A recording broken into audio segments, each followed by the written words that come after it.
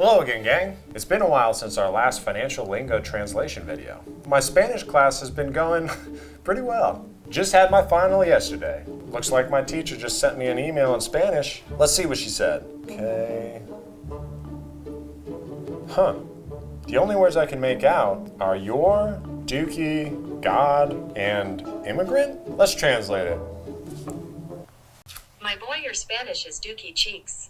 Your Spanish sounds like a first-generation German immigrant in the Philippines trying to sing the Pledge of Allegiance in English. Please drop out on God, cuz. Still as encouraging as ever.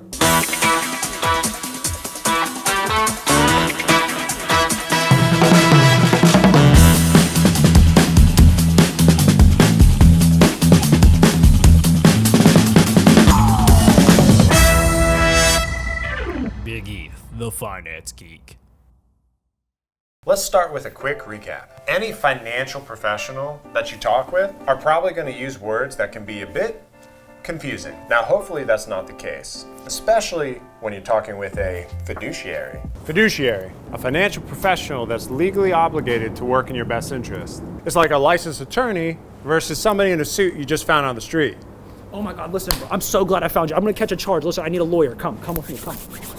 Sometimes it's simply them thinking people know what they're talking about. It's like when you talk with somebody who knows multiple languages. Sometimes they naturally just slip in a word from another language because it's so natural and they may not even realize that you don't understand it. Then you may not even ask because you don't want to be rude or you feel like you look like a dum-dum for asking. Ask questions. Educate yourself on what these words mean so you can better understand your financial future. So who made these words so complicated? What madman crafted these abominations? Well, believe it or not, financial terms are somewhat intuitive. For example, the term equity. The root of the word equal, meaning be the same in quantity, size, degree, or value.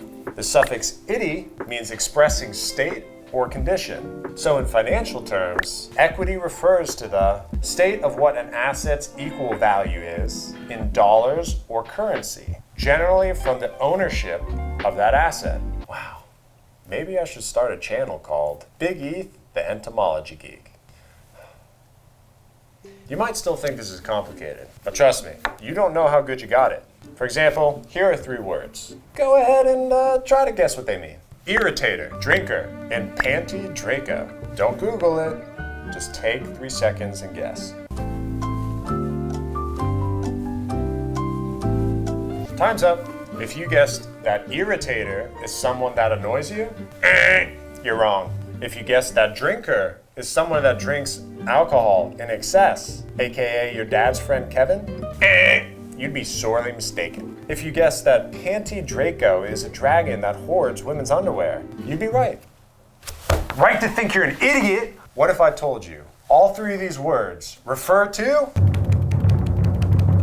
dinosaurs? Yes, they are all dinosaurs. So as we go through these terms, just remember, if you think you got it bad, imagine being a paleontologist. All right, now it's time to learn some financial lingo. Qualified investments. This refers to investments that are qualified to receive special tax treatment from the IRS. These are generally investments that are used for retirement, like IRAs, Roths, 401ks, etc. Non-qualified investments refers to investments that do not receive that special treatment. Think of it like a girl's sleepover. If you're a girl, you're in. If you're a boy, well, your hopes of playing spin the bottle are going to be squashed. Or maybe you and the boys can watch some of our other videos instead. Conversion versus contribution. These words can get confusing because although they are similar, they are very different. Conversion means an amount of money in a retirement account you are converting to another retirement account. The important thing to keep in mind here is that the money is still in a retirement account. Contributions is when you contribute new money to a retirement account. Using our sleepover analogy, conversion is when a girl is so cool, she gets to go to other sleepovers too. Contribution is where your mom is so cool, she lets you invite more of your friends to the sleepover. I just want you to know, if you need anything, don't be shy, okay? There are no rules in this house. I'm not like a regular mom. I'm a cool mom. Please stop talking. Okay, I'm gonna make you girls a hump day treat. Equity. This is your ownership in some sort of asset, You can own a portion of a company in the form of a stock. You can own a portion of your home or real estate. Equity is the portion that you own. Think of this kind of like when you boil water. Most of the water stays, but some of it evaporates and is paid. You can keep the water that's left, and this is similar to equity. Loads. Grow up.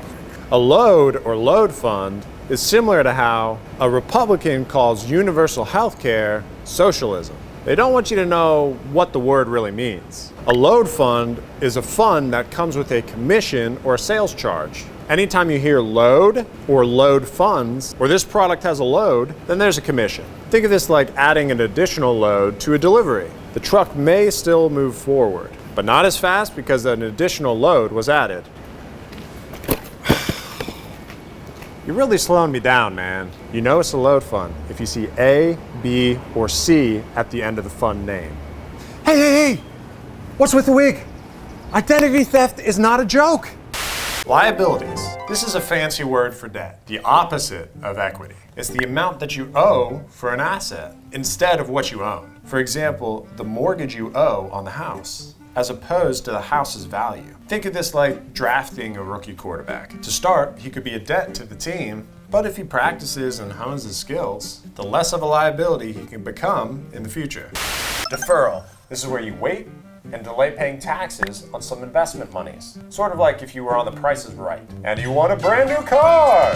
You still have to pay the taxes, but only after you've been on the show. Liquidity.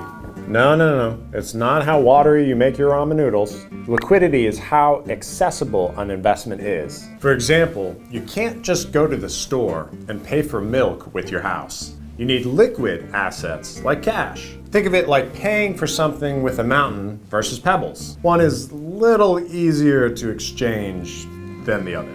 All right, guys, move the mountain a little over to the right, a little more to the left. There we go. There we go. Finally, diversification. This is where you have money spread out in different types of investments. So in theory, one investment may go up when another does not. It's the classic idea of not having all your eggs in one basket. So if you drop one basket, not all the eggs break, which is a great analogy, but makes no sense in reality.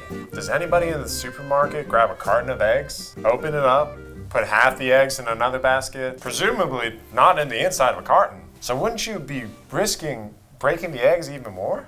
Anyway, that's our show. Thanks for watching. Hasta luego, chicos del huevo. That's our show. Thanks for watching. If you enjoyed this video, please consider following. And if you think we can assist you in any of your financial endeavors, please feel free to contact us. Our information is in the description below. Thank you, and we'll see you next time.